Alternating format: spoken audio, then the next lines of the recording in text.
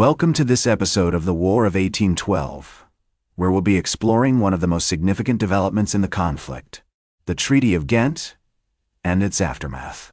In December 1814, a team of American diplomats, led by Henry Clay, James Bayard, Albert Gallatin, James Russell, and Jonathan Russell, traveled to Ghent, Belgium, to negotiate a peace treaty with the British. The negotiations were tense and protracted, but ultimately, on December 24, 1814, the two sides signed the Treaty of Ghent, officially ending the War of 1812. The treaty was largely a return to the status quo, ante bellum, with neither side able to achieve significant territorial gains or concessions. The British had initially sought to create an Indian buffer state in the Northwest Territory, but this demand was ultimately dropped.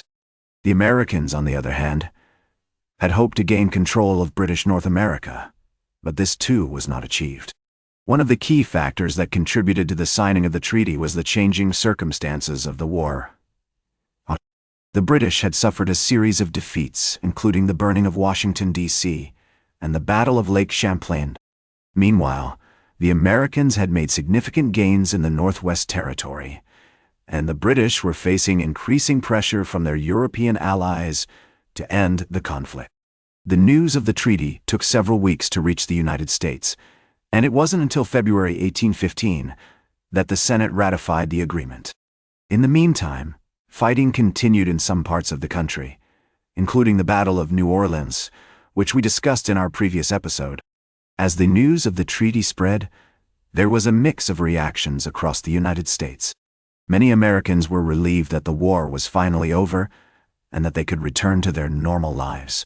Others, however, felt that the treaty did not go far enough in addressing American grievances or achieving significant territorial gains. In the years following the Treaty of Ghent, the United States experienced a period of rapid growth and expansion. The country began to assert its claims to territory in the Southwest, and the Louisiana Purchase of 1803 was finally ratified. The treaty also marked the beginning of a new era of American diplomacy, as the country sought to establish itself as a major player on the world stage. The Treaty of Ghent also had significant implications for the Native American tribes who had allied themselves with the British during the war. Many of these tribes had hoped that the British would be able to provide them with protection and support against American expansion. However, with the signing of the treaty, it became clear that the British were no longer in a position to offer this support. In conclusion, the Treaty of Ghent was a significant development in the War of 1812, marking the official end of the conflict and the beginning of a new era of American diplomacy and expansion. While the treaty did not achieve significant territorial gains or concessions for either side, it did provide a framework for the United States to assert its claims to territory and establish itself as a major world power.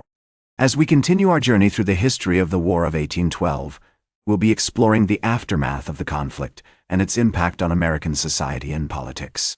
We'll examine the ways in which the war shaped the country's development and set the stage for future conflicts. Join us next time as we delve into the fascinating story of America's emergence as a major world power. Thanks for tuning in to this episode of the War of 1812. If you have any questions or comments, please don't hesitate to reach out. Until next time, goodbye.